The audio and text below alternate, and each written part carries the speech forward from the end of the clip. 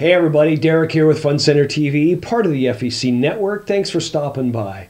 Today we're talking about marketing, more specifically edutainment, the secret sauce.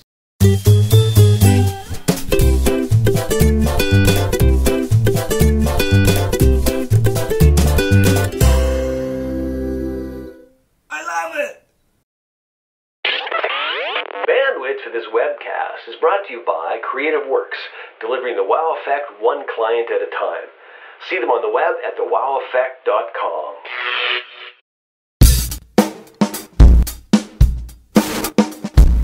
The word edutainment seems to have first appeared in our lexicon in the 1940s with the Walt Disney Company when they produced a short documentary series called True Life Adventures. Beautiful documentaries about nature and planet Earth. However, the concept of edutainment, the combining of education and entertainment, has been around cultures for millennia in the form of fables and storytelling. Today, edutainment, along with playful learning, has earned a spot at the Fun Center table as a viable set of programs and content that can have a positive effect on the bottom line of your family fun center. If you're new to the concept of edutainment, it can be something as simple as a mom's group on Tuesday morning sitting on the floor playing paddywhack. Moms playing patty cake with their 3-year-olds. There we go. Or it could be an interactive water table where kids can explore the flow and buoyancy of water by playing with toy boats. Perhaps a dress-up stage where kids can play fireman and policewoman, or pretend to be a criminal banker and deny Mom's request for Fun Center funding.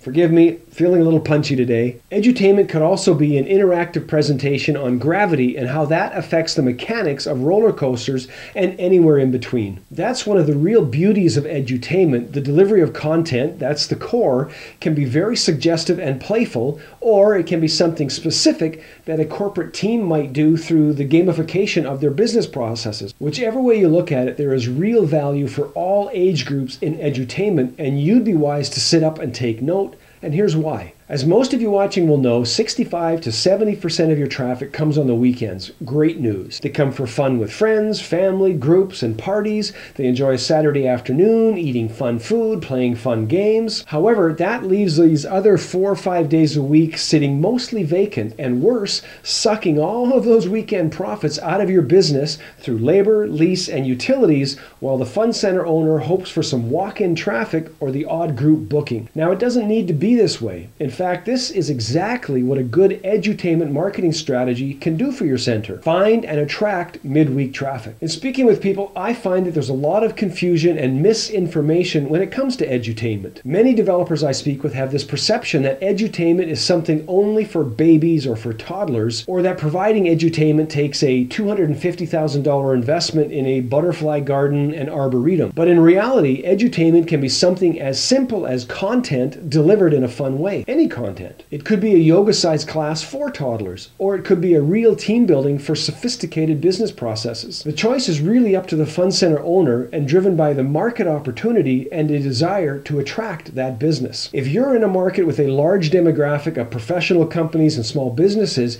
you have an opportunity to attract those businesses with a midweek event and team building program. If you're located smack dab in the middle of 8 high schools or middle schools, you too have an opportunity to create field trips, evening programs, and playful events that appeal to that demographic. If your business is all about parties and attracting 10 years and younger, you too have a golden opportunity to create midweek programs both midday and after school that provide real hands-on play and playful learning opportunities. The strength of edutainment as a draw is that it appeals to both parents and their children. Parents feel good about anything that attempts to and succeeds in providing their kids with some value beyond just hammering away at games, while kids enjoy the opportunity to create, share, and learn without the confines of a formal classroom or structured learning. For smaller centers on a budget, edutainment can be developed with a few simple art supplies and a little bit of online research just to understand the basics of program facilitation. For other locations, developing a full team building or field trip program based on amusement mechanics, creativity, or soft skills such as planning, communication, goal setting can also be developed. Our company offers an attraction called Mission 7, a very cool mission-based role-playing adventure game that requires players to work individually and as teams in a highly thematic, interactive experience that challenges them physically, emotionally, and intellectually. A great experience for ages 8 years and up. You can learn more about it by following the link in the show notes. Whether you employ something like Mission 7 or provide a simple art station or Mummy and Me program, Edutainment is key to driving additional midweek sales, traffic, and facility awareness. So I hope this episode has been insightful. If you developed your own edutainment programs or have experience in the delivery of playful learning, let us know in the comments below. We'd all love to hear from you. If you have any specific questions or want to discuss your project and how to get started, feel free to call on us anytime. And if you stop by our Facebook page and say hello, I'll send you a copy of our 10-page FEC business guide. For more resources and startup support, stop by the Fun Center Academy. Thanks for watching, and until next time, keep moving forward.